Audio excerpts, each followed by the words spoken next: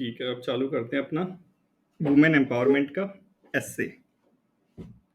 सो आप में से आई होप कि पढ़ के आए होंगे, पीडीएफ को थोड़ा सा रीड करा होगा कि क्या क्या था उसके अंदर। अगर नहीं भी करा होगा तो कोई बात नहीं। अब जो वुमेन एम्पावरमेंट से रिलेटेड जितनी भी प्रॉब्लम्स है सोसाइटी के अंदर, उन सब चीज़ों को एक एक करके हम डिस्कस करेंगे। और सब प्रॉब्लम एक एक तरह से क्या है, क्लब है एक दूसरे से। जैसे कि हमने क्लाइमेट चेंज में देखा था, वैसे ही वुमेन एम्पावरमेंट में भी देखेंगे सारी चीज़ों को। लेकिन उससे पहले करंट न्यूज़ में क्या था? करंट न्यूज़ में था ये, इसको कोई जानता है ये कौन है? ये है ज़ोया अग्रवाल।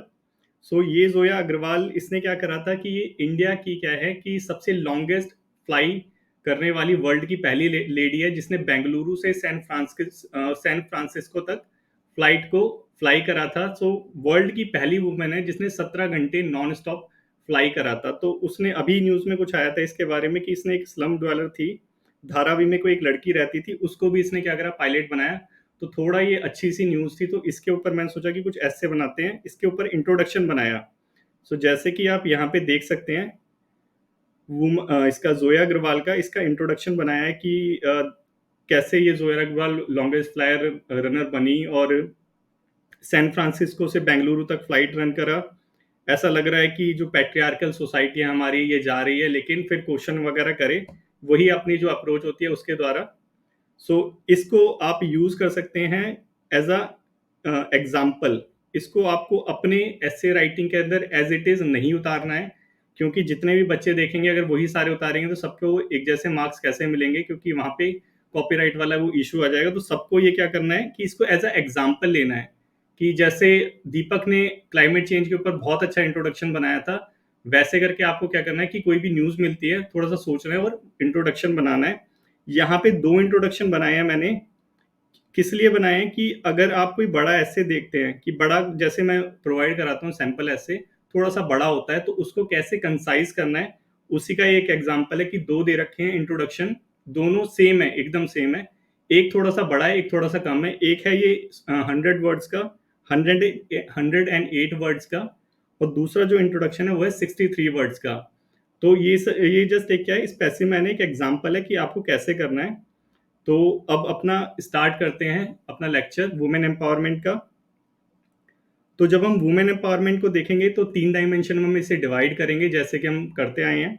सबसे पहले वुमेन की स्टोरी देखेंगे कि वुमेन की जर्नी कैसी होती है लाइफ की, कैसे हमारी जो पैट्रियार्कल सोसाइटी है ये आई है, कैसे वुमेन जो होती है प्रॉब्लम फेस करती है थ्रू आउट हर लाइफ, कि जब छोटी होती है क्या प्रॉब्लम फेस करती है, जब गर्ल बनती है, थोड़ी बच्ची होती है तब क्या करती है, थोड़ी सी और यंग हो जाती है, थोड़ी सी और जवान हो जाती है, और फिर शादी तक, कि वुमेन्स क्या क्या प्रॉब्लम फेस करती है। उन सब चीज़ों को हम ब्रीफली थोड़ा डिस्कस करेंगे।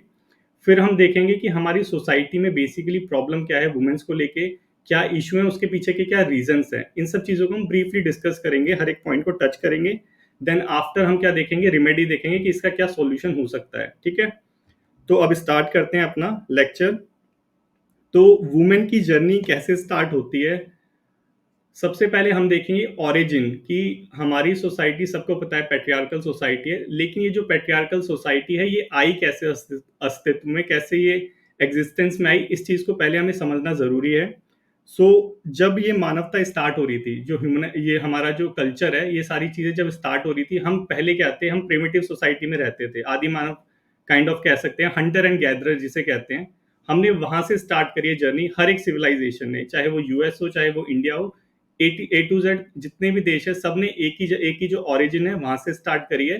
कहाँ से? हंटर एंड गैदरर से। ठीक है, वहां से हमारी जो लाइफ है वहां से स्टार्ट हुई है। सो स्टार्टिंग में क्या था कि जब हंटर गैदरर गैदरर थे, कि जो हमारे जो पूर्वज जिसे कह सकते हैं, वो क्या करते, शिकार करके अपना भरण पोषण करते थे। हम पे कोई पक्का घर नहीं था, हम जंगलों में रहते थे, उन्हें कहते हैं हंटर एंड गैदरर। ठीक है, तो उस टाइम पे क्या था कि जो मेल है और जो फीमेल है, हम दोनों में बायोलॉजिकल थोड़े डिफरेंसेस है। तो जो फीमेल होती है उसको चाइल्ड बियरिंग करनी पड़ती है, कि जो चाइल्ड बियरिंग कहते हैं कि जैसे किसी बच्चे को जन्म देना, वो सिर्फ एक वुमेन ही कर सकती है, एक मेल नहीं कर सकता। ठीक है, तो जो हमारे बायोलॉजिकल डिफरेंसेस थे कि चाइल्ड बियरिंग हो गया, फिर उसको नर्चरिंग करना, नर्सिंग करना, फीडिंग करना, तो इन बायोलॉजिकल डिफरेंसेस की वजह से हमने म्यूचुअली क्या डिसाइड करा, मैन और वुमेन ने, मेल और फीमेल ने क्या डिसाइड करा कि हमने वर्क को अपना डिवाइड कर लिया कि मेल क्या काम करेगा और फीमेल क्या काम करेगी। फीमेल ने डिसाइड करा कि फीमेल क्या करेगी, घर में रहेगी। जो वहाँ पे वो कच्चे घर में रहते थे, जैसे कि जंगलों में रहते हैं, वो जो नट्स वगैरह होते हैं उसको कलेक्ट कर लेगी, आग जला लेगी, खाना बना लेगी, ये सारी चीज़ें छोटे-छोटे काम कर लेगी। अब उस टाइम पे मेल पे क्या चॉइस रह गई थी? मेल पे चॉइस रह गई थी कि अब उसको हंटिंग करनी पड़ेगी, बाहर जाके शिकार करके लाना पड़ेगा, ठीक है? तो ये सारी चीज़ें स्टार्ट हुई और चलते, चलते, चलते, चलते हमारी जो पैट्रियार्की है, इसका ओरिजिन हुआ, इसका डेवलपमेंट हुआ, इसका जन्म हुआ, ठीक है? अब ये कोई गूगू टॉक नहीं है कि मैं मेरे को अपने मन से बोल रहा हूँ। ये जो आप बुक देख रहे हैं, sapiens a brief history of human kind, इसके अंदर इसके जो ऑथर है युवल नोह हरारी, बहुत ही फेमस बुक है। इन्होंने इसके अंदर अपनी बुक के अंदर ये सारी चीज़ों को डिस्कस किया गया है कि कैसे पैट्रियार्की ओरिजिन में आई, और एंथ्रोपोलॉजी में भी यही हम पढ़ते हैं कि कैसे पैट्रियार्की ओरिजिन में आई, वर्क डिवीजन की वजह से, ठीक है? तो हमने यहाँ पे एक चीज़ देखी कि पैट्रियार्की का ओरिजिन कैसे हुआ, समझ आया? ठीक है, अब देखते हैं कि ये जो इस बुक है इसके अंदर एक एग्ज़ाम्पल दिया गया है और बहुत ही अच्छा एग्ज़ाम्पल है कि ये जो मैन का डोमिनेंस है, ये जो पैट्रियार्की है, मैन डोमिनेंस को ही पैट्रियार्की कहते हैं कि जो पुरुष हैं, उनकी चलती है, ठीक है? एक लेमन लैंग्वेज बोले कि जो हमारे मेल हैं, उनकी चलती है, उसे कहते हैं पैट्रियार्की, मेल डोमिनेंस। ये जो मेल डोमिनेंस है हमारी सोसाइटी में, ये बायोलॉजिकल नहीं है, ये कल्चरल है। तो इसको प्रूव करने के लिए युवल नोह हरानी ने अपनी बुक के अंदर यूज़ करा है कि एंशिएंट टाइम में, एंशिएंट जो एथेंस था, तो एथेंस एक जगह का नाम है, ग्रीक ग्रीक के पास है, ठीक है? वहाँ पे क्या था कि एथेंस में एंशिएंट टाइम में उन्होंने यूज़ करा है यहाँ पे बायोलॉजिकल सैंपल्स कि एथेंस टाइम में जो फीमेल थी हमारी, उनके जो क्रोमोसोम्स थे, वो भी एक्स-एक्स थे उस टाइम पे, ठीक है? और जो अभी जो मॉडर्न एथेंस है, वहाँ पे जो उन फीमेल्स के क्रोमोसोम हैं, वो भी एक्स-एक्स हैं। तो यहाँ का क्या मतलब है कि बायोलॉजिकली फीमेल बिल्कुल भी चेंज नहीं हुई है, ठीक है? अब देखते हैं कल्चरली वहाँ पे क्या चेंज हो रहा है।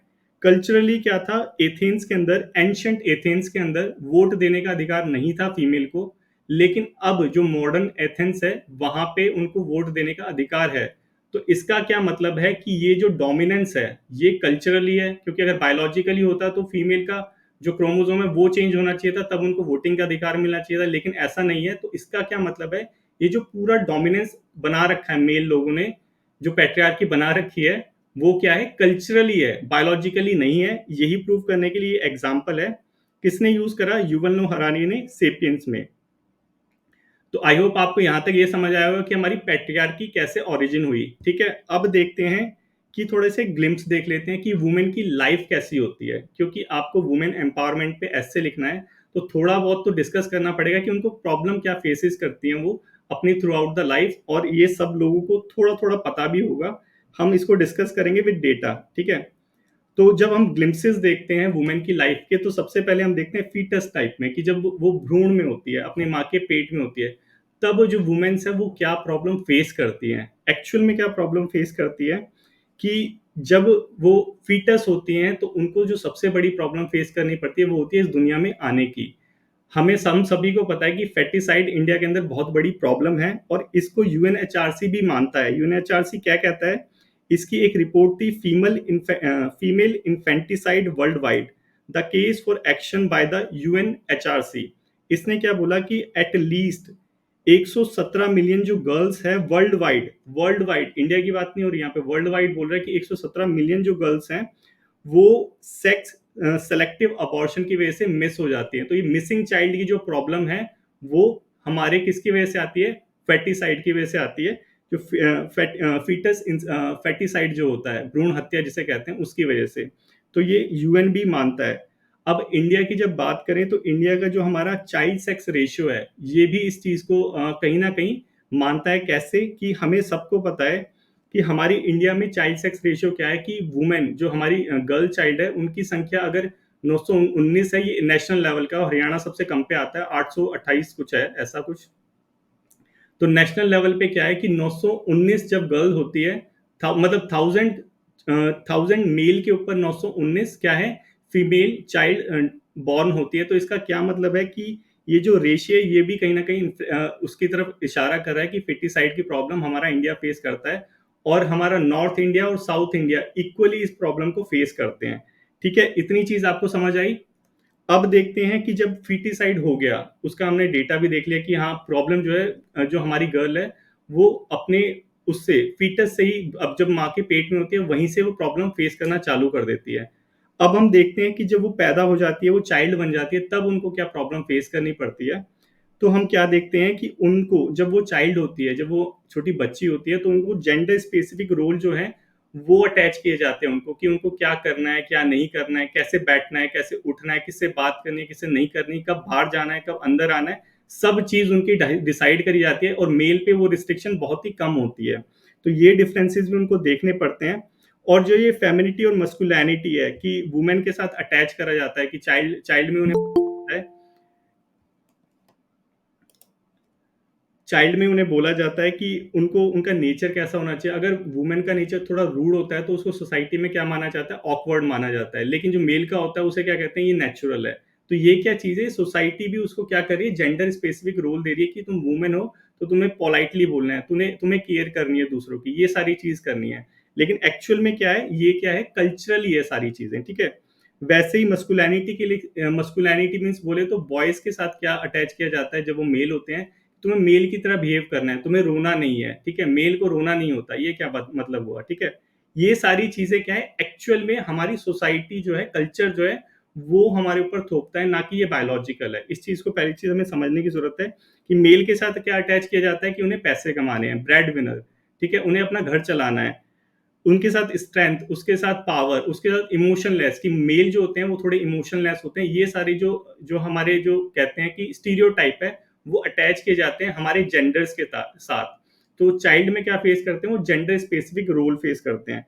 फिर हम देखते हैं कि जो हमारी गर्ल्स हैं, हमारी जो गर्ल्स हैं जो छोटी होती है, तब वो डिस्क्रिमिनेशन भी फेस करती हैं अपनी लाइफ के अंदर। कैसे करती हैं कि न्यूट्रिशनल डिफरेंसेस वो फेस करती है कि जैसे पुअर होते हैं, अगर आप सभी को पता होगा कि जो घरों में क्या होता है कि जो फीमेल्स होती हैं वो बाद में खाना खाती है ना, सारे लोग जब घर के खाना खा लेते हैं, उसके बाद जो फीमेल होती है वो खाना खाती है। कौन बोलता है ऐसे करना है, ठीक है? तो ये क्या है, न्यूट्रिशनल डिफरेंसेस भी हमें क्रिएट किए गए हैं, डिस्क्रिमिनेशन क्रिएट किया गया है कि मेल को ज्यादा प्रेफरेंस देनी है, फीमेल को कम देनी है। लैपटॉप पहला आएगा तो पहले मेल पे आएगा, फिर वो सेकंड हैंड हो जाएगा तो फिर वो फीमेल पे जाएगा। तो ये क्या चीज़ है, डिस्क्रिमिनेशन है और वही हम लड़कियां जो है वो चाइल्ड जो बच्ची होती है तब से वो फेस करना चालू करती हैं इन सब चीज़ों को। एजुकेशनल डिफरेंसेस भी होते हैं कि फीमेल को क्या होता है कि एजुकेशनल प्रेफरेंसेस कम दी जाती है, मेल को ज़्यादा दी जाती है। और वही जो है लिटरेसी रेट हमारा उसको रिफ्लेक्ट करता है। जो हमारा सेंसस 2011 है उसके अकॉर्डिंग जो मेल लिटरेसी है हमारी इंडिया में वो कितनी है, 78.8%। और जो फीमेल लिटरेसी है वो कितनी है, 59.3%। तो ये जो गैप है वो किसकी वजह से है, वो गैप किसकी वजह से, डिस्क्रिमिनेशन की वजह से, बॉय और गर्ल्स के बीच में। हमने पहली चीज समझी कि एजुकेशनल फ्रंट में कैसे वो डिफरेंसेस फेस करती हैं कि हायर एजुकेशन के लिए बॉय को ज्यादा प्रेफर किया जाता है। अगर तुम पे रिसोर्सेज की कमी है, घर में रिसोर्सेज की कमी है और मेल अगर है उस घर में, तो मेल को वो चाहेंगे कि पढ़े, फीमेल ना पढ़े, उसकी पढ़ाई पहले छुड़वा देंगे। ये चीज होती है, हम सभी फेस करते हैं अपनी सोसाइटी के अंदर। और वही जो है हमारा मोस्पी का डाटा सेंसस 2011 लिटरेसी रेट के थ्रू रिफ्लेक्ट करता है, ठीक है? इतनी चीज समझी हमने। अब देखते हैं न्यूट्रिशनल और हेल्थ। अब हमको पता है कि न्यूट्रिशनल वाइज जो फूड वाइज क्या होता है कि जो मतलब हम देखते हैं कि जो न्यूट्रिशनल फूड होता है, जैसे गरीब जो होते हैं वो क्या करते हैं कि ज़्यादा चीज़ ये नॉर्मल चीज़ है कि देखते हैं कि अगर घर में दूध कम आता है तो मेल उस दूध को पिएगा, फीमेल नहीं पिएगी, ठीक है? फीमेल चाय पी के काम चला लेगी। ये नॉर्मल चीज़ फेस करते हैं हम अपने रेगुलर लाइफ के अंदर। लेकिन जो और पॉवर्टी के अंदर जी रहे हैं वहाँ पे क्या होता है, और ज़्यादा जो डिस्क्रिमिनेशन होता है और ज़्यादा गहरा होता है। तो वही चीज़ हमारी एनीमिया की रिपोर्ट रिफ्लेक्ट करती है कि नेशनल जो फैमिली हेल्थ सर्वे है 2019 और 21 का डेटा क्या कहता है कि जो फीमेल के अंदर कितना एनीमिया है। एनीमिया कहते हैं आयरन की कमी होती है ब्लड में, उसको कहते हैं एनीमिया। तो फीमेल के अंदर कितना एनीमिया है, 15 से 49 ईयर की जो फीमेल है उनमें 57% वुमेन्स के अंदर एनीमिया की प्रॉब्लम है, 57%, अराउंड 60%। और मेल के अंदर सिर्फ 29%। तो ये डिफरेंसेस कैसे आ रहे हैं, क्या बायोलॉजिकल डिफरेंसेस है? ये डिफरेंसेस आ रहे हैं डिस्क्रिमिनेशन की वजह से, और यही हमारा क्या डेटा बोल रहा है। तो हमने समझा कि वुमेन ने फीटस से क्या प्रॉब्लम फेस करी, भ्रूण हत्या वाली, फिर चाइल्ड में आई, फिर उनको जेंडर स्पेसिफिक रोल अटैच कर दिए, डिस्क्रिमिनेशन फेस करना पड़ा। अब देखते हैं जब वुमेन एडोलोसेंट में आ जाती है, तब उनको क्या क्या प्रॉब्लम फेस करनी पड़ती है। और जो मेल होते हैं मेल को 100% तो नहीं बोलूँगा, लेकिन 80% मेल्स को प्रॉब्लम नहीं पता कि फीमेल क्या प्रॉब्लम फेस करती है एक्चुअल दे रहे अपनी लाइफ के अंदर, जो फीमेल को फेस करनी पड़ती है। और मैक्सिमम फीमेल इससे मतलब अवेयर है कि उन्हें क्या एक्चुअल में फील होता है। तो जब हम एडोलेसेंट पीरियड में आते हैं तो हम क्या देखते हैं कि जो फीमेल है हमारी, वो क्या प्रॉब्लम फेस करती है जेंडर स्टीरियोटाइप का, कि जेंडर स्पेसिफिक रोल, कैसे कपड़े पहनने हैं, कैसे नहीं पहनने, कितने बजे घर आना है, कितने बजे बाहर जाना है, वो सारी चीज़ें, कैसे बैठना है, पैर नहीं खोलने, पैर फ़ोल्ड करके बैठना है, ये सारी चीज़ें क्या जेंडर स्टीरियोटाइपिंग है, ठीक है? उसके बाद ईव टीज़िंग, सेक्सुअल हरासमेंट, ये सारी प्रॉब्लम वो एडोलेसेंट पीरियड में फेस करती हैं। ये एकदम 100% सही है, ये करती हैं वुमेन फेस। और ये एनसीआरबी का डेटा भी कहता है, एनसीआरबी का डेटा क्या कहता है कि जो क्राइम अगेंस्ट वुमेन है वो कितना है, 4,45,256 जो केसेस हैं वो वुमेन क्राइम अगेंस्ट वुमेन के आते हैं। इसका क्या मतलब है कि 51 जो एफआईआर है वुमेन के अगेंस्ट जो क्राइम होते हैं, 51 जो एफआईआर है पर आवर लॉन्च होती है। और 57% जो वुमेन है वो सेक्सुअल हरासमेंट, 87 जो वुमेन है वो सेक्सुअल हरासमेंट फेस करती है पर डे। तो ये डेटा भी इसी चीज को रिफ्लेक्ट कर रहा है, जो वुमेन एक्चुअल में अपनी लाइफ में प्रॉब्लम फेस करते हैं एडोलेसेंट पीरियड में। तो आपको समझ आया कि एडोलेसेंट पीरियड तक वुमेन ने क्या क्या फेस करा। अब देखते हैं जब वुमेन बड़ी हो जाती है, अब उसकी शादी होने वाली है, ठीक है, अब उसको क्या प्रॉब्लम फेस करनी पड़ती है। अब आते हैं सोसाइटल इल्स। सोसाइटल इल्स क्या कहते हैं, समाज की बुराइयां, जैसे कि अब उसे फेस करनी पड़ती है कि शादी करेंगे तो अब उसको दहेज देना पड़ेगा, डॉरी की प्रॉब्लम, ठीक है। अब डॉरी हो गई, शादी हो गई, शादी के बाद जो सबसे बड़ी जो प्रॉब्लम है वो है मैरिटल रेप की। जो वुमेन होती है, कंसेंटल जो सेक्सुअल रिलेशन होता है अपने इंटीमेट पार्टनर्स के साथ, वो एस्टेब्लिश नहीं कर पाती, उसे कहते हैं मैरिटल रेप। सो इंडिया में लीगलाइज नहीं है मैरिटल रेप। नेक्स्ट प्रॉब्लम आती है लॉस ऑफ आइडेंटिटी की, कि अब वो शादी हो गई वुमेन की, शादी के बाद उसकी जो खुद की सेल्फ आइडेंटिटी होती है कहीं ना कहीं वो खो जाती है। इसका बहुत बड़ा एग्जांपल है ऐश्वर्या राय, कि जब ऐश्वर्या राय की शादी हुई थी उसके नेक्स्ट डे इंटरव्यू आया था, उसको जो इंटरव्यूअर थी उसने बोला ऐश्वर्या ऐश्वर्या बच्चन, तो उसकी जो खुद की आइडेंटिटी राय वो खो गई थी शादी के नेक्स्ट डे। तो ये वुमेन को फेस करना पड़ता है, और यही हमारा एनसीआरबी का डेटा भी बताता है। हमारा डेटा क्या बताता है कि वन थर्ड होता है, मतलब 33% जो डेथ होती है वुमेन्स वाले केस में वो डॉरी की वजह से होती है। ये एनसीआरबी का डेटा बताता है, ठीक है। और वही जो ऐश्वर्या राय वाला मैंने अभी एग्जांपल लिया, वो भी यहाँ पे मैंने कोट किया गया है। और एक अख्तर वाला, फरहान अख्तर की जो वाइफ थी, उसका कोई एक्टर थी, उसका नाम चेंज करके भी मिसेज अख्तर कर दिया गया था। तो ये सारी चीज क्या है, एक्चुअल में जो वुमेन है हमारी वो फेस करती है। तो आई होप आपको यहाँ तक समझ आया होगा कि वुमेन की लाइफ कैसे चलती है, ट्यूमल्टुअस जर्नी उनकी, कभी ऊपर कभी नीचे, क्या क्या प्रॉब्लम फेस करती है। यहाँ तक किसी को कुछ समझ ना आया तो बताइए। फिर नेक्स्ट अपना इशू उनका देखते हैं, क्या क्या प्रॉब्लम्स है उनके साथ, क्या क्या इश्यूज हैं। अब ओके। स्टार्ट करते हैं अपना नेक्स्ट, इश्यूज क्या क्या हैं, वुमेन्स के साथ क्या क्या इश्यूज हैं। और यहाँ पे जब हम इशू को डिस्कस करेंगे तो हम देखेंगे कि अभी तक जो हमने डिस्कस करा कि लिटरेसी कम है, क्योंकि वहाँ पे क्या है कि गर्ल्स को प्रेफरेंस कम मिलती है। अब वहाँ पे न्यूट्रिशनल उनमें जो न्यूट्रिशनल लेवल पे उनमें जब डिस्क्रिमिनेशन होता है तो एनीमिया की प्रॉब्लम वो सारी जनरेट हो गई। इसकी वजह से जो एक्चुअल इशू आता है वो सारी चीज़ों को हम देखेंगे, और इसके पीछे का रीज़न देखेंगे, कहीं ना कहीं वही है ऑरिजिन डिस्क्रिमिनेशन वाला, ठीक है। सबसे पहले हम देखते हैं क्या चीज़, कि वायलेंस अगेंस्ट वुमेन की सबसे बड़ा जो इशू हमारी सोसाइटी के अंदर है, वर्ल्ड लेवल पे, इंडियन सोसाइटी के नहीं अंदर नहीं, वर्ल्ड लेवल पे ये इशू है कि वुमेन को क्या करना पड़ता है, वायलेंस फेस करना पड़ता है, चाहे वो बच्ची हो चाहे वो मैरिड हो, ठीक है। शुरू से लेके एंड तक वुमेन को वायलेंस फेस करना पड़ता है। और इसी का ये जो एग्जाम्पल है जो हम न्यूज में देखते रहते हैं कि श्रद्धा मर्डर केस, अख्तर का क्यों मर्डर, उसका जो वो था लिव इन पार्टनर था, उसका मर्डर क्यों नहीं हुआ, श्रद्धा का ही क्यों हुआ। निकी यादव मर्डर केस, तो निकी का ही क्यों हुआ, उसका जो पार्टनर था उसका मर्डर क्यों नहीं हुआ, क्यों, क्योंकि यहाँ पे वुमेन को वायलेंस फेस करना पड़ रहा है, ठीक है। यही जो चीज है ये डब्ल्यू भी प्रमाणित करता है, डब्ल्यू भी ऑथेंटिसिटी देता है अपने डेटा से। क्या कहता है कि वर्ल्ड वाइड जो है 30% जो वुमेन है उनको फिजिकल या सेक्सुअल वायलेंस फेस करना पड़ता है अपने इंटीमेट पार्टनर से या नॉन पार्टनर से, ठीक है। ये डब्ल्यू बोल रहा है। तो इस डेटा को आप अपने एस्से में यूज करना जब आप इस पॉइंट को लिखोगे, वुमेन वायलेंस अगेंस्ट वुमेन को, ठीक है। तो अब इस ये जो इशू है, हमने देखा इशू है वायलेंस वाला, इस इशू के पीछे का बैकग्राउंड क्या है, क्यों ये इशू है, प्रॉब्लम क्यों है ये, ठीक है।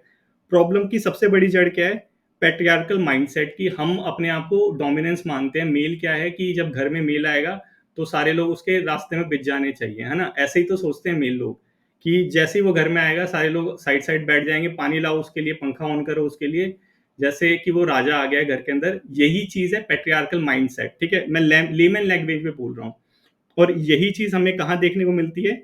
ऑनर किलिंग के अंदर। ऑनर किलिंग क्या होती है कि अगर घर की लड़की ने कहीं दूसरी कास्ट में शादी कर ली तो उस लड़की को जान से मार दो क्योंकि उसने हमारी नाक कटवा दी, ठीक है? ये क्या चीज है? ऑनर किलिंग है। क्यों नाक कटवा दी? तुम्हारी क्या प्रॉपर्टी है वो?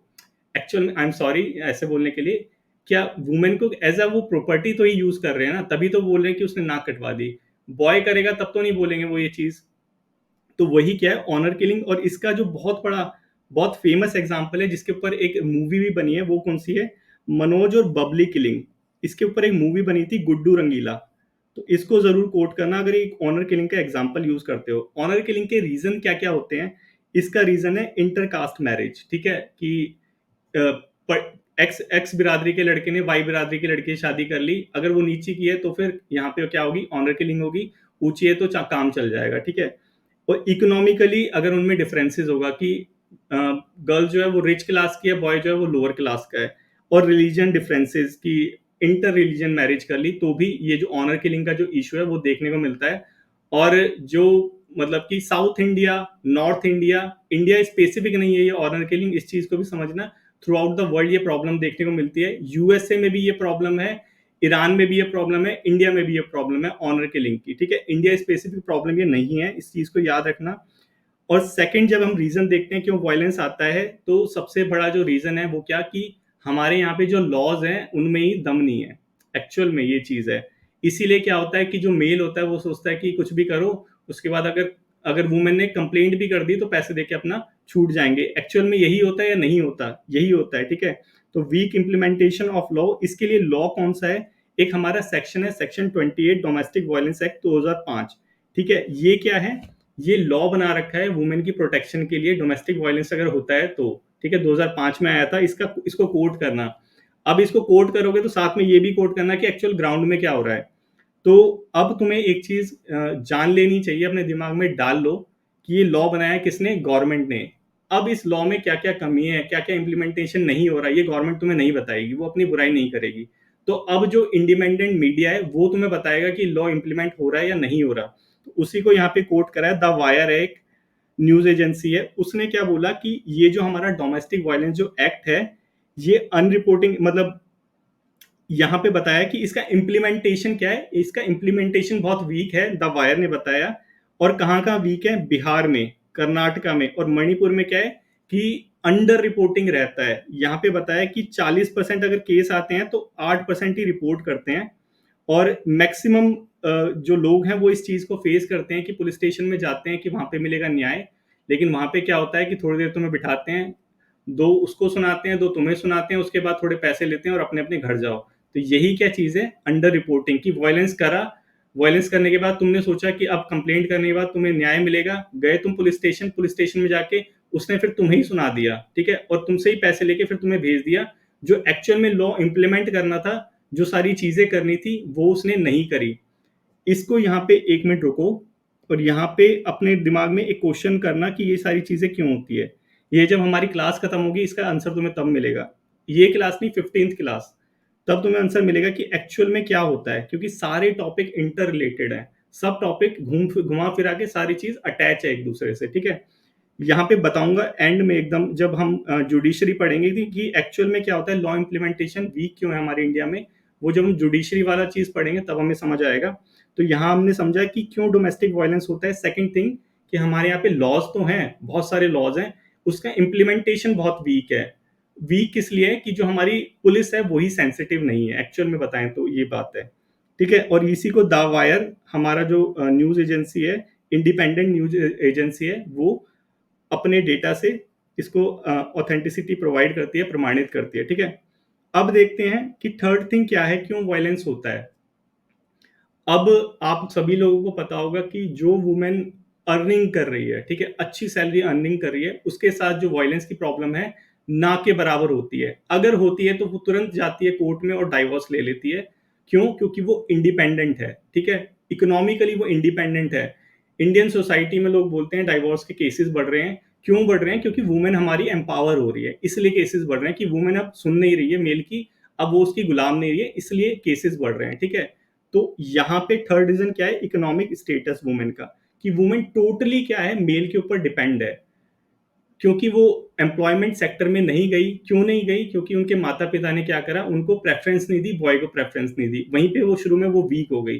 वीक होते होते जब शादी हुई, तो शादी के बाद एम्प्लॉयमेंट मिलेगा कहाँ से? क्योंकि एजुकेशनली वो क्या है, सक्षम नहीं है। 100% वुमेन की बात कर रहा हूँ, एक्सेप्शनल होते हैं केसेस कि अभी वुमेन्स क्या है, सीईओ भी है। ठीक है, लेकिन हम प्रॉब्लम्स को देख रहे हैं अभी यहाँ पे। ठीक है, तो यहाँ पे हमने क्या जाना कि इकोनॉमिक स्टेटस नहीं है वुमेन का, इकोनॉमिकली वो वीक है, इकोनॉमिकली वो डिपेंडेंट है मेल के ऊपर।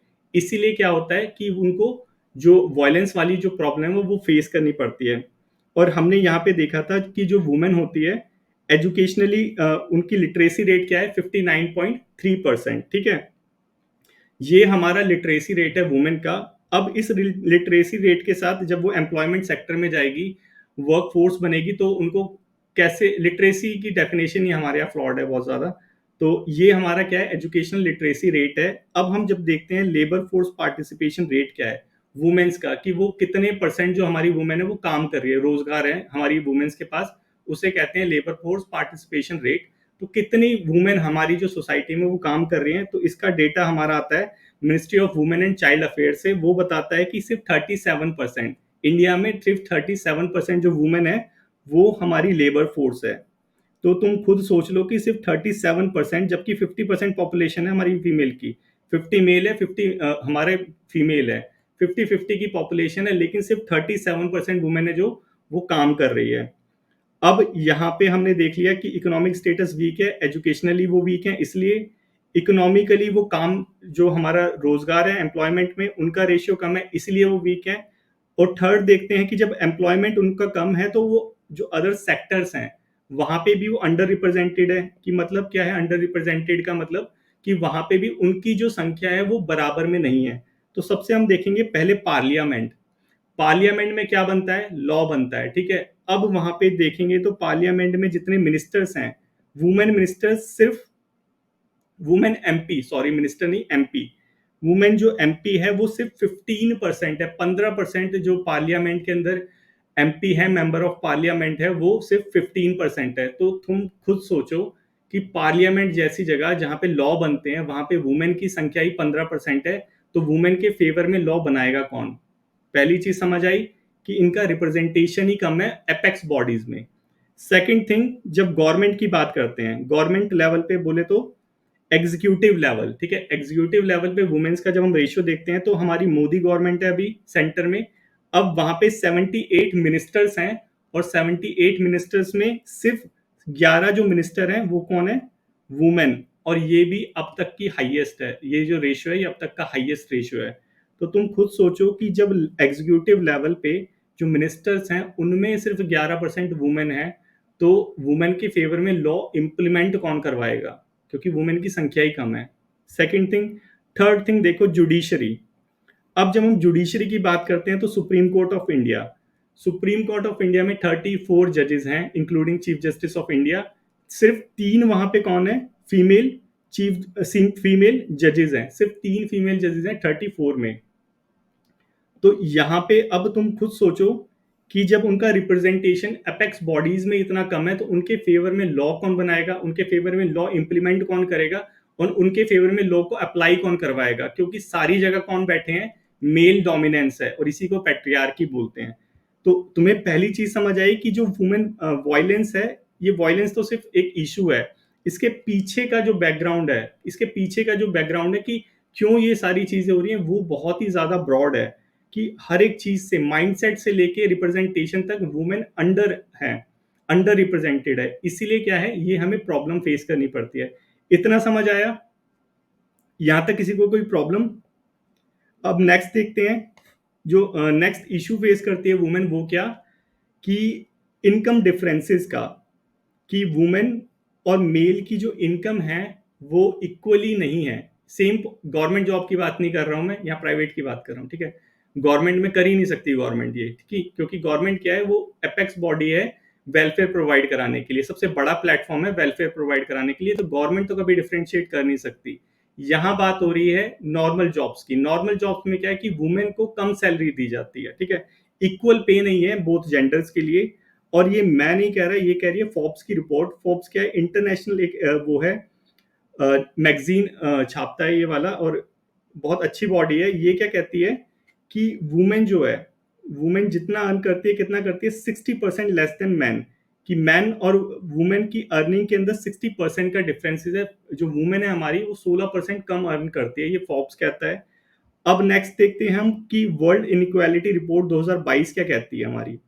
ये कहती है कि जो मैन है, ये इंडिया की बात हो रही है, वर्ल्ड इनइक्वालिटी रिपोर्ट 2022 इंडिया में क्या कहती है कि जो मैन है इंडिया के अंदर, जितना भी लेबर की इनकम होती है, जितना भी अर्निंग होती है, टोटल अर्निंग 100% अगर अर्निंग है, तो उसमें 82% कौन देता है, मेल देता है, और सिर्फ 18% फीमेल देती है। ये वाला देखो वर्ल्ड इनइक्वालिटी रिपोर्ट को।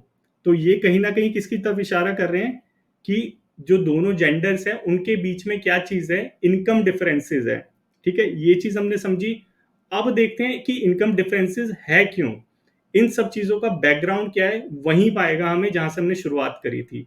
सबसे पहले फिर दोबारा से चलो एजुकेशन लेवल पे, वुमेन को एजुकेशन कितनी प्रोवाइड करा रखी है, 59.3% हमारी वुमेन कौन है, लिटरेट है हमारी इंडिया में। ठीक है, अब ये जो लिटरेट वुमेन है, ये जाएंगी जॉब के अंदर, तो इनको पहली बात तो जॉब में डिफरेंसेस देखने को मिलेंगे। हमने ऊपर ही देख लिया था, ये सारी चीजें अंडर रिप्रेजेंटेशन है। लेबर फोर्स पार्टिसिपेशन रेट में इनका जो पार्टिसिपेशन है वो ही कम है, 37% है। तो ये जो वुमेन जाएगी, अब इनको कौन देगा जॉब, इनको जॉब करनी पड़ेगी कहाँ पे, इनफॉर्मल सेक्टर्स में, लो पेइंग जॉब्स में। और ये मैं नहीं बोल रहा, ये वायर कह रही है कि जो 94% वुमेन्स है, 94%, ये 94% कौन सी वुमेन है, जो लेबर फोर्स पार्टिसिपेशन में है, जो काम कर रही है, उन वुमेन्स की बात हो रही है। जो घर में है उनको तो भूल ही जाओ, वो तो फ्री की लेबर है एकदम। डोमेस्टिक जो वर्क करती है जो वुमेन हमारी, वो फ्री की लेबर है, उनको तो पैसे मिलते ही नहीं। ये बात हो रही है जो काम करती है, जिनको पैसे मिलते हैं। ठीक है, तो वायर हमारा जो न्यूज़पेपर एजेंसी है वो कहते हैं कि 94% जो हमारी वुमेन्स है, वो अनऑर्गेनाइज सेक्टर में काम करता है। अनऑर्गेनाइज सेक्टर होता है जहाँ पे ना तो तुम्हें पे स्लिप मिलेगी, ना तो तुम्हें पेड लीव मिलेगी, ना तो तुम्हें कोई कोई पर्क्स मिलेंगे, ना कोई बेनिफिट मिलेगा। जैसे फैक्ट्री वर्कर्स होते हैं, जो नॉर्मल फैक्ट्री होती है, घरों में काम करते हैं, जो जैसे डोमेस्टिक वर्कर्स होते हैं, ये क्या है, इनफॉर्मल ऑर्गेनाइजेशन है, ये इनफॉर्मल वर्क्स हैं। तो यहाँ पे बताता है कि 94% जो वुमेन है इन सेक्टर्स में काम करता है, इनफॉर्मल सेक्टर में। तो जब वो वुमेन जो हमारी 94% वुमेन इनफॉर्मल सेक्टर में काम करेगी, तो तुम्हें क्या लगता है कि उनकी जो पे होगी वो मैन के इक्वल होगी? बिल्कुल नहीं होगी, क्योंकि वो सेक्टर ही उन्होंने ऐसा चूज करा है, इनफॉर्मल वाला। ठीक है, ये हमने देखा। अब एक यूएन की रिपोर्ट है 1980 की। ठीक है, ये रिपोर्ट हम इसको बाद में देखेंगे, बहुत ही अच्छी रिपोर्ट है। क्या चीज बताती है ये, इस चीज को हम देखेंगे। नेक्स्ट हम देखेंगे कि क्यों होती है ये चीजें, क्यों ये जो हमारा डिफरेंसेस है क्यों होता है। इसके पीछे रीजन है कि हम वुमेन को प्रेफर ही नहीं करते जॉब के लिए। क्यों प्रेफर नहीं करते, इसके रीजंस देखेंगे। प्रॉब्लम्स क्या क्या है वुमेन्स के साथ, जो मेल समझते हैं, एक्चुअल में वो प्रॉब्लम नहीं है, लेकिन मेल समझते हैं ये प्रॉब्लम है। क्यों हम वुमेन को जो अपने, जब किसी को हम हायर करते हैं तो वुमेन को क्यों नहीं हायर करते, मेल को क्यों हायर करते हैं? उसका रीजन है एक मेंस्ट्रुअल साइकिल, नेचुरल साइकिल है। ठीक है, इसके लिए कोई पेड लीव नहीं मिलती। अगर वो लीव लेती हैं, क्योंकि वो बहुत पेनफुल प्रोसेस होती है मेंस्ट्रुअल साइकिल, उस प्रोसेस के अंदर वुमेन अगर लीव लेती है तो वो पेड नहीं होती, उनको उसके लिए सैलरी कटवानी पड़ती है। तो ये एक पहला रीजन देखा। ठीक है, अब देखते हैं बायोलॉजिकल फंक्शन। तो वुमेन का एक बायोलॉजिकल फंक्शन हमने स्टार्टिंग में देखा था, क्या होता है, एक बर्थ देना। ठीक है, ये वुमेन ही कर सकती है, मेल नहीं कर सकता। तो इसकी वजह से क्या होता है कि हमें पता है गवर्नमेंट सेक्टर में तो मैटरनिटी लीव मिलती है, लेकिन what about the informal sector, जहाँ पे उनको ऑलरेडी पे कम मिल रही है, क्या वहां पे उनको पेड लीव देंगे? मैटरनिटी लीव के लिए पेड लीव मिलेगी? बिल्कुल नहीं मिलेगी। और वहीं पे क्या आ जाएगा, उनकी जो वर्किंग है, जो वो काम करती है, उसमें गैप आ जाएगा। लेट्स से कि अगर वुमेन काम कर रही है और वो मैरिड है, ठीक है, शादी हो गई, अब उसको प्रेगनेंसी के उसमें ड्यूरेशन में जाती है, तो अब उसको लीव जब लेनी पड़ेगी, तो जो एम्प्लॉयर है वहां का, जहाँ पे वो काम कर रही है, तो उसका जो काम है वो हैम्पर करेगा। इस चीज को ध्यान में रखते हुए जो हमारे मोस्ट ऑफ द एम्प्लॉयर्स हैं, वो अनमैरिड वुमेन को ज्यादा हायर करना प्रेफर करते हैं कंपैरेटिवली टू मैरिड वुमेन। ठीक है, ये चीज आप सभी को पता होगा कि एसबीआई ने भी अपनी एक, तो एसबीआई की वैकेंसी में उन्होंने नोटिफिकेशन में लिखा था कि इस वैकेंसी को वही वुमेन फिल कर सकती है जो या तो अनमैरिड हो, मैरिड हो तो वो प्रेगनेंसी में ना हो। तो यहाँ पे इस छोटी सी इश्यू को लेके बहुत बड़ी कंट्रोवर्सी हो गई थी, और खुद में ही ये क्या है, डिस्क्रिमिनेशन वो कर रहा है कि वुमेन मैरिड है तो उसको तुम एक क्राइटेरिया अलग से लगा रहे हो। ठीक है, तो ये सारे इशू जब इनफॉर्मल सेक्टर्स में आते हैं तो इनका जो कॉन्सिक्वेंसेज होता है बहुत ही ग्रीव होता है। ठीक है, ये चीज थोड़ा समझने की जरूरत है कि बायोलॉजिकल फंक्शन की वजह से जो उन पर रिस्पॉन्सिबिलिटी आती है, उसकी वजह से जो वर्किंग में गैप हो जाता है, उसकी वजह से क्या होता है, जो एम्प्लॉयर होता है उनको हायर ना करने के लिए वो प्रेफर करता है कि उनको ना हायर करे जो मैरिड है और मैरिड के बाद प्रेगनेंसी पीरियड में है। ठीक है, अब जो प्रॉब्लम फेस करती है हमारी जो वुमेन, जब जो वर्किंग वुमेन है वो क्या, सेक्सुअल हरासमेंट की एट वर्क प्लेस, जो वुमेन को ये सबसे बड़ी प्रॉब्लम फेस करनी पड़ती है। और इसके अंदर हमारा जो सुप्रीम कोर्ट इंडिया है वो भी अछूता नहीं था। आपको पता होगा चीफ जस्टिस गोगोई के ऊपर भी एलिगेशंस लगे थे इन सब चीज़ों के, तो वो अलग चीज़ है, उसको डिस्कस नहीं करेंगे हम। तो ये एक प्रॉब्लम वुमेन फेस करती है। इसके लिए एक सुप्रीम कोर्ट ऑफ इंडिया ने विशाखा गाइडलाइन लेके आई थी, जिसके अंदर sexual harassment and work place से रिलेटेड एक एक्ट भी बना था वुमेन्स की सिक्योरिटी के लिए, तो उसको थोड़ा सा हम ध्यान में रखेंगे। तो ये क्या चीज़ें हैं, ये हमारा ब्रॉड डायमेंशन है कि कैसे वुमेन क्या क्या चीज़ें प्रॉब्लम फेस करती है, और ओरिजिन कहाँ से है, ओरिजिन है वहीं से ही कि हमने उसे चाइल्ड में ही डिस्क्रिमिनेट कर दिया, चाइल्ड में ही हमने मेल को प्रेफरेंस देना ज़्यादा कर दिया, कि वुमेन को एजुकेशन लेवल पे भी वीक रखा, न्यूट्रिशन लेवल पे भी वीक रखा, और उस वीक का रिजल्ट क्या निकला कि एंड में जो वुमेन है वो डिपेंडेंट होके रह गई। ठीक है, यहां तक समझ आया सभी को? अब देखते हैं कि थोड़े थोड़े अदर अदर इशू जो हैं जो वुमेन्स के साथ, वो क्या है कि एक डिजिटल डिवाइड की प्रॉब्लम है हमारे इंडिया में। जेंडर डिवाइड कहते हैं, जेंडर डिजिटल डिवाइड, कि जो वुमेन है उनको डिजिटली जो टेक्नोलॉजी है वो एक्सेस करने में यहाँ पे भी डिस्क्रिमिनेशन फेस करना पड़ता है। कि टूल, टेक्नोलॉजी और स्किल की यहाँ पे बताया कि 33% जो इंडिया में वुमेन्स हैं, वो सिर्फ सिर्फ 33% जो वुमेन्स हैं इंडिया में, वो सिर्फ फोन यूज करती हैं, सिर्फ 33% वुमेन। तो यहाँ पे एक चीज सोच के देखो कि जो टेक्नोलॉजी है वो वुमेन एम्पावरमेंट में कैसे मदद करती है, कि जो वुमेन है उसको टेक्नोलॉजी के थ्रू स्किल सीख सकती है। ठीक है, स्किल सीखेगी तो वो एम्पावर होगी। ठीक है, टेक्नोलॉजी के थ्रू वो अपनी वॉइस को रेज कर सकती है, मी टू मूवमेंट बहुत बड़ा एग्जांपल है, तो वो एम्पावर होगी। लेकिन हम लोगों ने क्या कर दिया है कि यहीं पे डिस्क्रिमिनेट कर दिया, उनको टेक्नोलॉजी ही एक्सेस नहीं करवा रहे, वहीं पे डिजिटल डिवाइड कर दिया है। तो यहाँ पे भी क्या है, ये भी एक इशू हमने क्रिएट कर दिया है। और ये हमारा ये डेटा भी बोल रहा है कि 33% जो वुमेन है सिर्फ उनके पास ही फोन है। अब देखते हैं नेक्स्ट प्रॉब्लम, ये ग्लास सीलिंग। ये ऐसे का ऐसा वर्ड लिखना, ठीक है, लिखो ना तो ऐसे का ऐसा वर्ड लिखना है, ग्लास सीलिंग। ग्लास सीलिंग क्या होती है, ये देखो, ये वाली, ये दिख रहा है, इसे कहते हैं ग्लास सीलिंग। ये क्या ग्लास सीलिंग है कि जो हमारी वुमेन्स हैं उनको एपेक्स लेवल पे हम पहुंचना ही नहीं देते। इसका बहुत बड़ा एग्जांपल ये देखो, ये है इसका बहुत बड़ा एग्जांपल। पार्लियामेंट में 15% वुमेन, गवर्नमेंट में सिर्फ 11 मिनिस्टर, और जुडिशरी में सिर्फ 3 वुमेन। ये क्या है कि एपेक्स लेवल पे हम वुमेन को पहुंचने ही नहीं दे रहे, ऐसी सीलिंग लगा दी है जो दिख नहीं रही है, और उसे ही हम क्या कहते हैं, ग्लास सीलिंग। समझ आया? इसका एग्जाम्पल बिजनेस में देखने को मिलेगा कि इंडिया में जितने स्टार्टअप्स हैं, ठीक है, उसमें सिर्फ 14% जो स्टार्टअप है वो वुमेन्स का है, और बाकी सारों पे किसका राज है, मेल का। तो यहां तक समझ आया कि हम एक्चुअल में कर क्या रहे हैं, मेल लोग जो हैं वो कर क्या रहे हैं, कि ये ऐसी चीज क्रिएट कर दी हमने, ऐसी चीज क्रिएट कर दी है कि उसका सॉल्यूशन निकालना वुमेन्स के लिए तो ऑलमोस्ट इम्पॉसिबल कर दिया है। यहाँ तक किसी को कोई डाउट है? समझ आया सबको क्या क्या प्रॉब्लम एक्चुअल में वुमेन फेस करती है? कोई माइक ऑन करके बताओ, सुमित। सर सीजीआई तो एक भी नहीं है अभी तक। हाँ, सीजीआई तो एक भी नहीं है अभी तक। मतलब कि अभी जब हमारी जो द्रौपदी मुर्मू है वो जब राष्ट्रपति बनी थी, तो पूरा इंडिया वुमेन वुमेन एम्पावरमेंट और वुमेन एम्पावरमेंट ऐसे ऐसे करके बोल रहा था, लेकिन कितनी ये राष्ट्रपति वुमेन बनी है, इसका जब रेशियो देखोगे तो सब समझ आ जाएगा कितना वुमेन एम्पावरमेंट हम कर रहे हैं एक्चुअल में। तो ये सारी चीजें इंटर रिलेटेड है। अभी और जब हम डायमेंशन देखेंगे और जब टॉपिक्स देखेंगे तो पता चलेगा कि वहां से भी हम वुमेन को क्या कर रहे हैं, कि ताला लगा रहे हैं उनकी सक्सेस के ऊपर, और दिखाई नहीं दे रहा है वो सारी चीजें। तो ये सारी चीजें समझना पहले ज्यादा इंपॉर्टेंट है। जब समझोगे तभी लिख पाओगे, बिना समझे तो लिख नहीं पाओगे। कि तुम्हें एक्चुअल में पता होना चाहिए कि पीछे से हो क्या रहा है, डोमेस्टिक वायलेंस हो रहा है तो पीछे का बैकग्राउंड क्या है, क्यों डोमेस्टिक वायलेंस हो रहा है, क्यों जो वुमेन है वो अपनी आवाज को नहीं उठा पा रही, क्योंकि पूरा हमने क्या कर दिया, उसको डिपेंडेंट बना दिया है। ठीक है, यहां तक समझ आया। अब हम डिस्कस करते हैं क्या रेमेडीज हो सकती है, कैसे इसका सॉल्यूशन निकालें। अब जब ऐसे लिखेंगे तो एंड में तो अच्छा अच्छा लिखना ही पड़ेगा, सारी चीज गवर्नमेंट की बुराई तो नहीं कर सकते ना। या तो इंट्रो में थोड़ा उसको अच्छा बता दो और पूरा उसको फिर बता दो कि क्या क्या तुम कर रहे हो कमियां, और एंड में थोड़ा सा अच्छा बता देंगे, ताकि क्या होगा कि पॉजिटिव जो अप्रोच होती है वो आ जाएगी, नहीं तो बोलेंगे ये क्रिटिसाइज ही करता जा रहा है।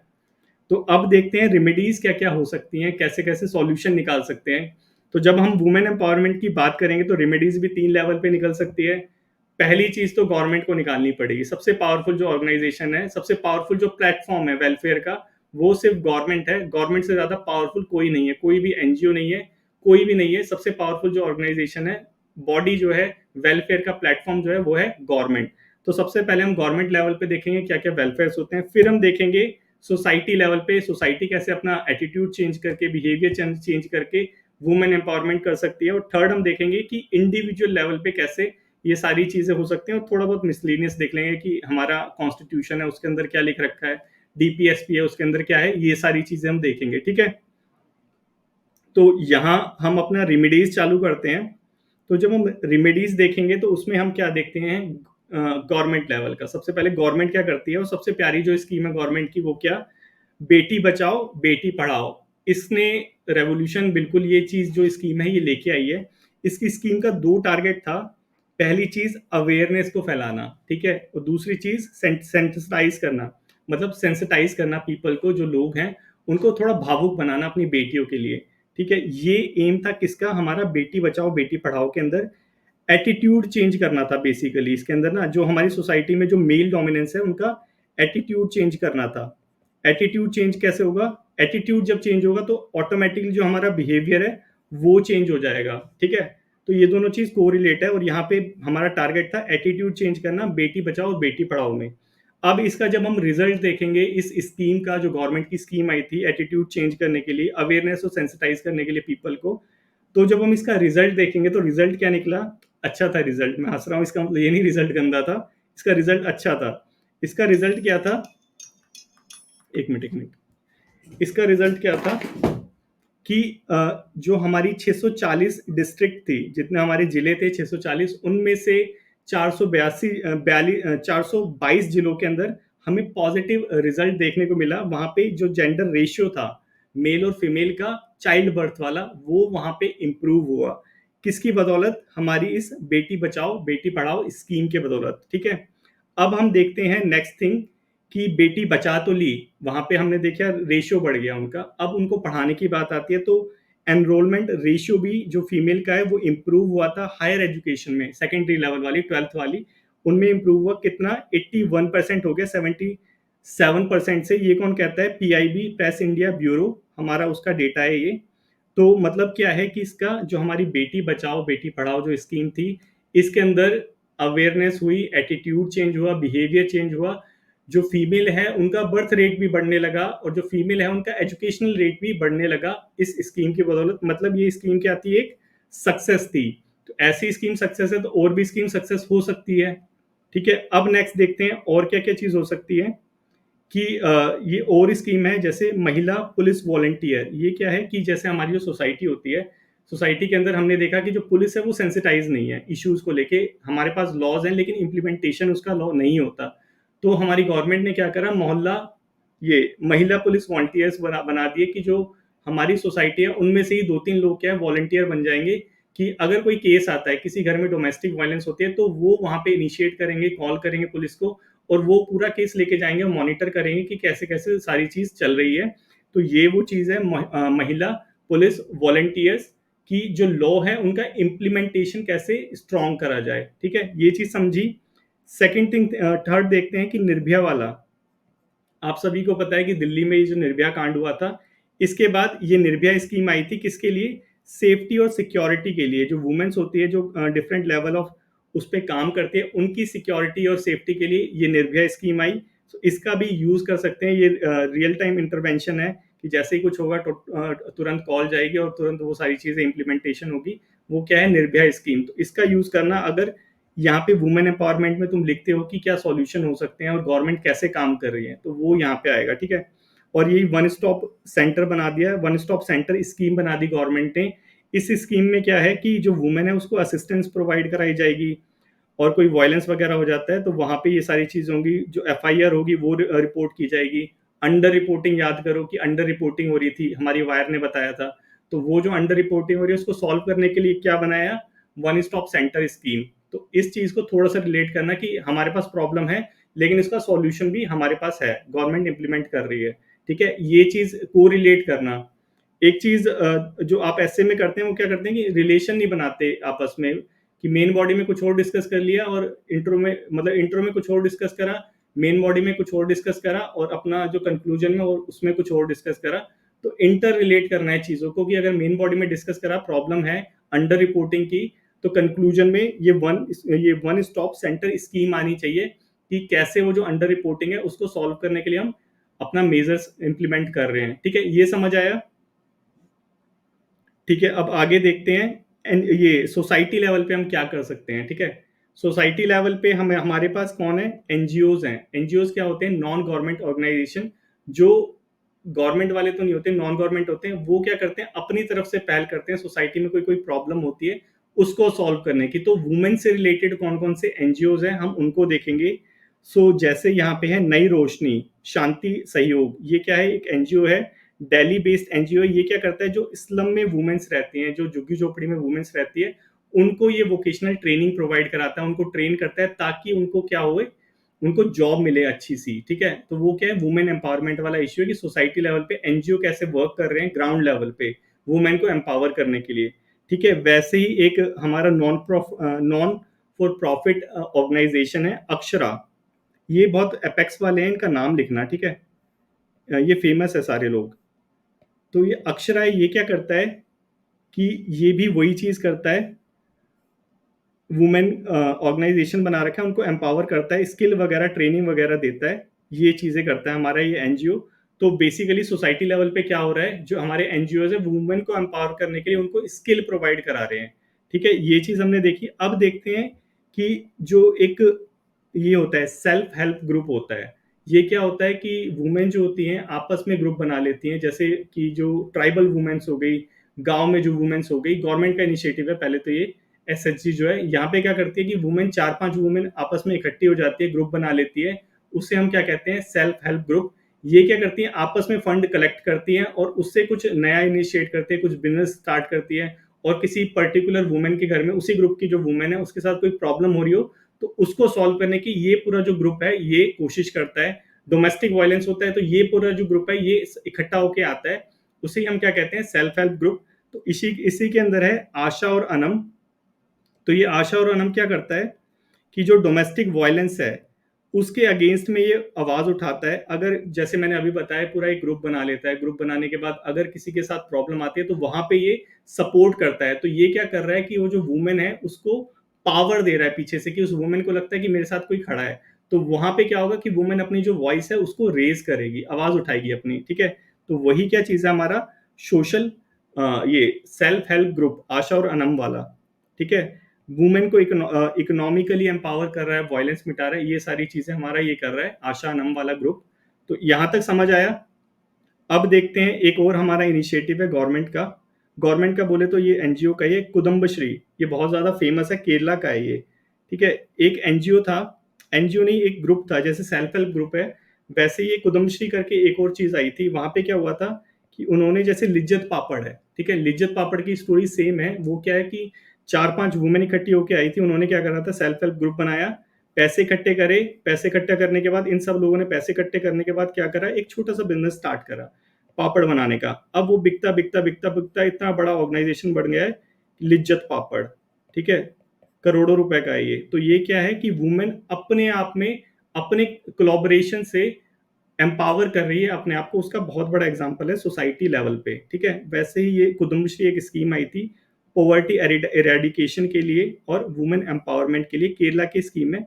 सेम इसी फॉर्मूला पे बेस्ड है, जैसे हमने अभी ये लिज्जत पापड़ वाला देखा कि लिज्जत पापड़ में भी क्या हुआ था, पॉवर्टी एरेडिकेशन हुआ था, क्योंकि वुमेन को यहाँ पे एम्पावर कर दिया था, बिजनेस में आ गई थी वुमेन, तो उनकी जो पॉवर्टी थी वो खत्म हो गई। और वो एम्पावर हो गई। कैसे हो रही हैं, समझ आया ये सारी चीजें? ठीक है, अब देखते हैं एटीट्यूड चेंज कैसे करेंगे इंडिविजुअल लेवल पे। ठीक है, देखो सब ये चीज एकदम नॉर्मल है, इसीलिए इसको थोड़ा एड में लाया, उसमें कोई पॉइंट नहीं लिखे। देखो एटीट्यूड कैसे चेंज करेंगे, कि सबसे बड़ी प्रॉब्लम हमारे साथ क्या है कि कुछ भी तुम मेजर्स लेके आ जाओ, मेजर तब तक सक्सेसफुल नहीं होंगे जब तक हम अपना क्या नहीं चेंज करेंगे, एटीट्यूड। एक बार हमने अपना एटीट्यूड चेंज कर लिया, अगर सोसाइटी के अंदर मेजर्स भी ना हो गवर्नमेंट लेवल पे या ये सोसाइटल लेवल पे, तो भी जो वुमेन के साथ जो प्रॉब्लम हो रही है वो सॉल्व हो जाएगी ऑटोमेटिकली, अगर सिर्फ एक चीज चेंज होगी, एटीट्यूड। सो एटीट्यूड को चेंज करके हमें अपना बिहेवियर चेंज करना है, वुमन के लिए सेंसिटाइज करना है अपने आप को। ठीक है, वुमेन भी एक ह्यूमन है, ठीक है, वो भी एक ह्यूमन है, उनको भी जैसे सारे राइट्स होते हैं। मेरी फोटो नहीं आ रही, एक मिनट एक मिनट एक मिनट, आवाज आ रही है सबको? Yes sir. ठीक है ठीक है, एक मिनट दोगे क्या, मैं इसको ठीक करूं या फिर चलने दूं, खत्म होने वाला है वैसे लेक्चर। चलने दो सर, कुछ पता नहीं चलता। ठीक है ठीक है, तो यहाँ पे हमने देखा एटीट्यूड चेंज करने की जरूरत है। हमें अपनी सोसाइटी में अगर इंडिविजुअली अपना बिहेवियर अपना एटीट्यूड चेंज कर लेगा, तो ये जो प्रॉब्लम है वुमेन से रिलेटेड, जो प्रॉब्लम है, जितने भी इश्यूज है, जितनी प्रॉब्लम वुमेन फेस करती है, ये ऑटोमेटिकली सॉल्व हो जाएगी, ऑटोमेटिकली सॉल्व हो जाएगी अगर एक बार हमने अपना बिहेवियर चेंज कर लिया। तो यही चीज हम क्या कर सकते हैं, अपने इंडिविजुअल लेवल पे कर सकते हैं। ठीक है, ये समझ आया? अब देखते हैं कि हमारे कॉन्स्टिट्यूशन में क्या क्या चीजें मेंशन है, उस चीज को हम थोड़ा सा समझेंगे कि हमारे कॉन्स्टिट्यूशन में क्या दे रखा है। फंडामेंटल राइट्स दे रखे हैं। अब वुमेन क्या है, वो भी ह्यूमन है, वो भी सिटीजन है, तो उनको भी ये जो फंडामेंटल राइट्स है वो इम्प्लीमेंट होते हैं। तो क्या क्या फंडामेंटल राइट्स है, एक है आर्टिकल 14 इक्वालिटी, कि यहाँ पे चाहे वो मेल हो चाहे वो फीमेल हो, इरिस्पेक्टिव ऑफ देयर जेंडर, उन सबको क्या है, इक्वल फंडामेंटल राइट्स है, इक्वालिटी है, कि अब वहां पे हम डिस्क्रिमिनेशन नहीं कर सकते। तो ये भी क्या है, कॉन्स्टिट्यूशन भी अपने आप में वुमेन को एम्पावर करने के लिए एक आर्टिकल लेके आया है, उसका ये एग्जाम्पल है। 15 आर्टिकल 15 क्या कहता है कि डिस्क्रिमिनेशन नहीं होगा, जो हमारे जेंडर है, हमारे जो सेक्सेस हैं, डिफरेंट सेक्सेस, मेल और फीमेल, इनमें डिस्क्रिमिनेशन हम नहीं करेंगे। ठीक है, इनमें जब जॉब एम्प्लॉयमेंट प्रोवाइड कराएंगे तो वहां पे हम डिस्क्रिमिनेशन नहीं करेंगे, ये भी हमारा क्या है, फंडामेंटल राइट्स है। और इसी की वजह से क्या होता है कि गवर्नमेंट जॉब में डिस्क्रिमिनेशन देखने को नहीं मिलता, क्योंकि ये पब्लिक बॉडी पे इंप्लीमेंट होता है, ये वाला फंडामेंटल राइट्स प्राइवेट पे नहीं होता। अब देखते हैं आर्टिकल 16। आर्टिकल 16 क्या कहता है, इक्वल इक्वल सॉरी, ये जो 15 वाला था ये था इसके लिए, एजुकेशन के लिए, 16 है एम्प्लॉयमेंट के लिए। आर्टिकल 16 क्या कहता है, ये भी हमारा फंडामेंटल राइट है कि एम्प्लॉयमेंट में हम डिस्क्रिमिनेशन नहीं करेंगे डिफरेंट सेक्सेस में। उसके बाद आर्टिकल 70, आर्टिकल 70 अनटचेबिलिटी से रिलेटेड है, कि जो अनटचेबल वुमेन्स है, दलित कह लीजिए, उनके साथ डिस्क्रिमिनेशन ना हो, इसके लिए हमारा आर्टिकल 17 है। एक आर्टिकल का यूज करना है और ना भी करो तो भी चलेगा, लेकिन अगर याद आ जाए तो वहां पे करना, रिलेवेंट हो तो। ठीक है, आर्टिकल 21 राइट टू लाइफ, उसके अंदर स्पेशली मेंशन है ये वाला, कि ट्रीट वुमेन विद डिग्निटी, कि वुमेन को हमें डिग्निटी के साथ ट्रीट करना है, ये हमारा आर्टिकल 21 के अंदर मेंशन है। तो ये क्या है, हमारा फंडामेंटल राइट्स एनफोर्स कर रहा है वुमेन एम्पावरमेंट के लिए, कि हम कॉन्स्टिट्यूशन लेवल पे भी वुमेन को एम्पावर करना चाहते हैं। ये इस चीज का एग्जाम्पल है, ये समझ आया? अब देखते हैं हमारा डीपीएसपी। तो यहाँ पे क्या है, दो आर्टिकल है हमारे, आर्टिकल 39 और आर्टिकल 42। ठीक है, ये दोनों भी किसकी तरफ इशारा करते हैं, वुमेन एम्पावरमेंट की तरफ। कैसे, आर्टिकल 39 कहता है कि दोनों जो जेंडर है भैया उनको इक्वल सैलरी दो, ये जो डिफरेंसेस करते हो इनको मत करो। ठीक है, ये हमारा आर्टिकल 39 करता है, ये एनफोर्सेबल नहीं है इसलिए नहीं हो पाता। आर्टिकल 42 कहता है सॉरी, आर्टिकल 42 कहता है कि मैटरनिटी रिलीफ प्रोवाइड कराओ वुमेन्स को। तो गवर्नमेंट ने तो प्रोवाइड करा दिया, लेकिन जो इनफॉर्मल सेक्टर है उसको कैसे कंट्रोल करोगे, उसको कंट्रोल करना तो मुश्किल है। ठीक है, तो ये क्या है, हमारा डीपीएसपी भी इशारा करते हैं इस तरफ कि वुमेन को एम्पावर करना है। ठीक है, अब उसके बाद देखते हैं कि हमने सोशल मीडिया देखा था। सोशल मीडिया में हमने देखा था कि सोशल मीडिया कैसे एम्पावर करता है वुमेन को। तो वहां पे एक यूज करा था मीटू मूवमेंट का। तो यहाँ पे सोशल मीडिया का भी यूज कर सकते हो, कि जो डिजिटल मीडिया है वो भी कहीं न कहीं किसमें हेल्प कर रहा है, वुमेन को एम्पावर करने के लिए हेल्प कर रहा है, ठीक है? ये हो गया। और उसके बाद ये जिसने बुक नहीं पढ़ी होगी तो मैं रिकमेंड करूँगा कि इसको पढ़ के देखना, तुम्हें एक्चुअल में पता चलेगा वुमेन क्या इश्यू फेस करती हैं। तो यहाँ पे जो वुमेन ये है मलाला यूसुफ़ज़ई, इसको मैक्सिमम लोग जानते होंगे, ठीक है? ये नोबेल प्राइज़ विनर है। तो यहाँ पे ये जो है मलाला यूसुफ़ज़ई, इसने क्या चीज़ प्रॉब्लम फेस करी थी कि ये पाकिस्तान की लेडी हैं। सो ये पाकिस्तान में तालिबानी एरिया में रहती थी, जो अफ़गानिस्तान के नियर बाय वाला एरिया है। वहाँ पे गर्ल्स को, स्पेशली गर्ल्स को एजुकेशन देना एकदम अलाउड नहीं था तालिबानी की तरफ से, ठीक है? तो जो भी देता था वहाँ पे उसको शूट कर देते थे। तो वहाँ पे इस मलाला यूसुफ़ज़ई ने अपनी आवाज़ को बुलंद करा था, ऊँचा उठाया था। इसके पीछे का रीज़न क्या था ये पता है तुम्हें? इसके पीछे का रीज़न था इसके फादर। इसके फादर ने सपोर्ट करा था इसको कि उसको एजुकेशन प्रोवाइड कराने के लिए। इसके फादर का बैक था इसके पीछे। ये इतना ऊँचा जो उठ पाई, इतनी ज़्यादा इसने जो अपनी वॉइस को रेज़ करा, इसके पीछे कौन था? वो एक मेल फिगर, इसका फादर। तो ऐसे ही जैसे इसके पापा ने, मतलब मलाला यूसुफ़ज़ई के फादर ने जैसे इसको सपोर्ट करा ना, तो वैसे ही मैक्सिमम अगर मेल अपनी अगर गर्ल जो चाइल्ड है, उसको सपोर्ट करेंगे तो ये जो हमारे इश्यूज़ हैं सोसाइटी के अंदर वुमेन को लेके, वो कभी हमें देखने को नहीं मिलेंगे। तो इसी पॉज़िटिव नोट्स के साथ आप भी अपने एस्से को ख़त्म कर सकते हैं कि जैसे मलाला यूसुफ़ज़ई ने ये बोला था कि we realise the importance of our voice when we are silenced, कि जब हमें चुप करा दिया जाता है, तब हमें पता चलता है कि हमारी आवाज़ की क्या वैल्यू है। सो ऐसी चीज़ों को आप भी अपने एस्से में यूज़ करके उसको थोड़ा-सा इंटरेस्टिंग बना सकते हैं और थोड़ा-सा वो बना सकते हैं कि जो उसको पढ़ने वाला है, उसको इंटरेस्ट आए उस चीज़ में। तो इसी के साथ हमारा जो वुमेन एम्पावरमेंट का टॉपिक है, वो एंड होता है। अब किसी को कोई क्वेश्चन करने कुछ ना समझ आया होगा, ना समझ आया हो या कुछ और पूछना चाहता हो तो वो पूछ सकता है। हाँ, प्लीज़। सर, जो हम प्रॉब्लम्स या फिर ये लिखेंगे कि क्या चल रहा है, क्या प्रॉब्लम्स है हमारी सोसाइटी में, वो उसके साथ ही हम लोग सॉल्यूशंस को प्रोवाइड कर सकते हैं या फिर अलग से रेमेडीज हमें मेंशन करनी पड़ेंगी? देखो, ऐसा नहीं है कि जब तुम प्रॉब्लम को डिस्कस कर रहे हो तो उसके साथ सॉल्यूशन को नहीं डिस्कस कर सकते, ठीक है? उसको कर सकते हो। तो उस केस में क्या होगा, तो तुम्हारा तुम्हारा जो कंक्लूजन है वो सिर्फ़ एक पैराग्राफ का रह जाएगा। तो ऐसे भी कर सकते हो, ये भी अच्छी अप्रोच है। कर सकते हो इसको। सर, क्योंकि वो जो हमारा वो है ना कि रिप्रेजेंटेशन नहीं है वुमेन का इन जुडिशरी एंड एग्जीक्यूटिव, कहीं उसको पे हम भी। लोग 33% जो रिजर्वेशन बिल आया है उसके साथ हम लोग वहाँ उसको जोड़ सकते हैं बहुत आराम से, हाँ, जोड़ सकते हो उसको वहाँ पे। है ना? तो फिर अगर हम लोग बाद में लिखेंगे तो फिर नया एक सेंटेंस लिखना पड़ेगा, तो वर्ड लिमिट की साथ-साथ कर सकते प्रॉब्लम हो, आती ऐसा है। नहीं है साथ नहीं कर सकते, साथ-साथ कर सकते हो। Okay sir. देखो एक चीज़ जो शैलजा शायद एक चीज़ जो मैंने नोट करी ना वो क्या, कि आप लोग क्या करते हो ना कि वो एक अप्रोच बताई थी मैंने आपको कि इको यूज़ करना है। उस इको का यूज़ करा करो कि अगर तुमने कोई स्टोरी यूज़ करी है स्टार्टिंग में, एक किसी लड़की का शायद रिया का चेक करा था। तो उसने क्या करा था कि इंट्रो के अंदर तो बहुत इंट्रो और मेन बॉडी बहुत अच्छी लिखी थी। कंक्लूजन में उसने क्या करा था कि अ, जो कहते हैं ना कि कनेक्टिविटी नहीं आ रही थी वहाँ पे, वो चीज़ करी थी। तो जो अगर इंट्रो आप ऐसा यूज़ करते हो, एनेक्डोट वाला या स्टोरी वाला, तो उस नाम को एंड में भी यूज़ कर दिया करो। तो क्या होता है उससे एक वो बन जाता है कि कनेक्शन बन जाता है स्टार्टिंग से एंड तक का, तो वो थोड़ा-सा अच्छा लगता है। बोलो और कुछ? ये देखो जैसे ये आज का एडिटोरियल है, ऑर्गेनाइजेशन से रिलेटेड आया था। जो हमारा ये जो राइटर है, ठीक है? इसने स्टार्ट करा अंबेडकर से, ठीक है? अंबेडकर से स्टार्ट करा और अंबेडकर पे खत्म करा। ये चीज़ बोल रहा हूँ करने के लिए कि अगर जो इंट्रो में यूज़ करा है वर्ड, उसको एंड में भी यूज़ करना है, ठीक है?